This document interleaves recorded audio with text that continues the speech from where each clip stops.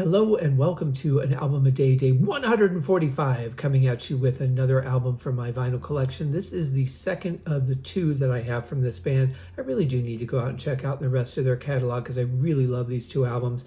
First one we've already talked about. This one is from the year 2000, and the copy that I have, the release year is unknown.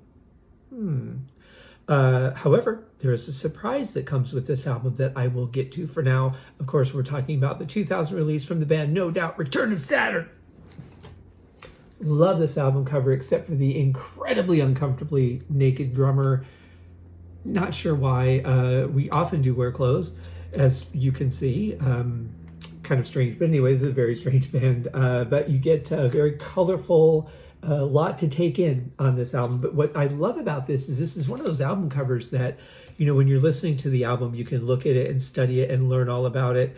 And it's not just some plain boring thing that you're going to be done with in 5 seconds. Like, there's really a lot to dig in. And the pinkest hair you could have on a person. I challenge anybody to make their hair pinker than what you get with Gwen Stefani.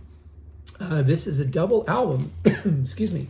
It's a double album, and the first disc has 2 different labels on it. There's one side, there's the other side. I really like that. This one's a little boring, but I really like that background pattern. Very nice.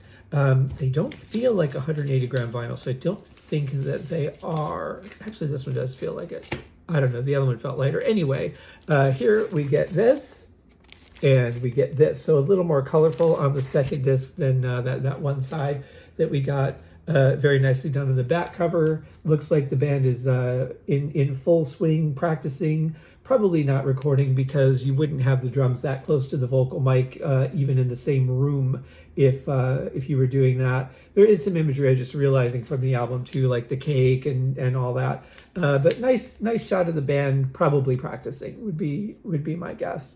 Let's take a look on the inside here, see, because I don't remember what.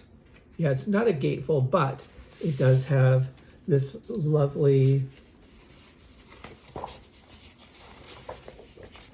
okay, so the cover sleeves are generic, but we do get this lovely insert, very colorful. Some nice pics of the band, some lyrics, very nicely done, I have to say. But as you guys know, the most important part of any album is what's on it. And here we get quite a collection of songs, which is not surprising. It had to go to 2 LPs. We opened up with Ex-Girlfriend.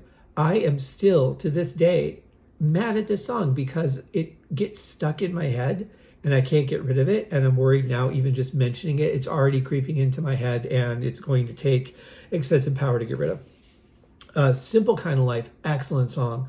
One of my favorites on this one. Bathwater is another one that's like really catchy.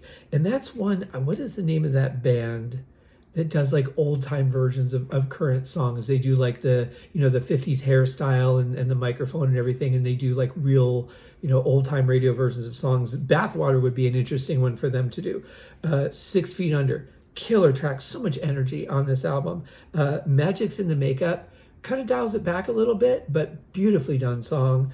Artificial Sweetener, I can't think of off the top of my head, but I know I love it. And Marry Me is the last song on side B. Excellent track. And that goes to the wedding cake I pointed out earlier. Let's go to side C. So album 2, side 1. We start off with New, killer track. Too Late, probably my favorite on the album. That ended up on one of my car tapes when I worked at... I can't think of the name of the insurance company now. It wasn't when I worked at Progressive. It was another company that did insurance certificates in Phoenix. And this was a song that was in heavy rotation for me back then.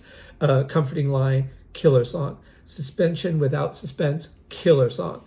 Then we go to the final side. Staring Problem, excellent. Home Now, killer track. And Dark Blue, excellent ending for the album. But not listed because it ends here with Dark Blue, but it doesn't. And this is the surprise on the album. I didn't even know about this. I had to check the vinyl, make sure it was there. It is. there is another version of Too Late that appears on the album, and it appears a few seconds after Dark Blue ends. So just keep the needle playing until the needle doesn't want to play anymore, because you will be treated to a nice surprise. And let me tell you, it was something that made me smile. I was really happy to hear it. I love Too Late, as I mentioned, and so to get a bit of a different take on it and not have it listed on the tracks. I don't believe it was on the CD that I had. If it was, I'll just say this: I never heard it. So I must have thought that the song was over and just moved on to whatever was next, whether it was putting on the album again or moving on to something else I wanted to hear and just never got to it.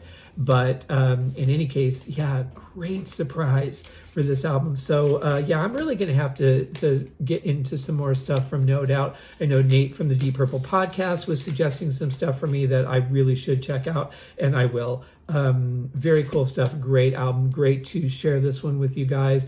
And I will see you guys tomorrow for another episode. Cheers.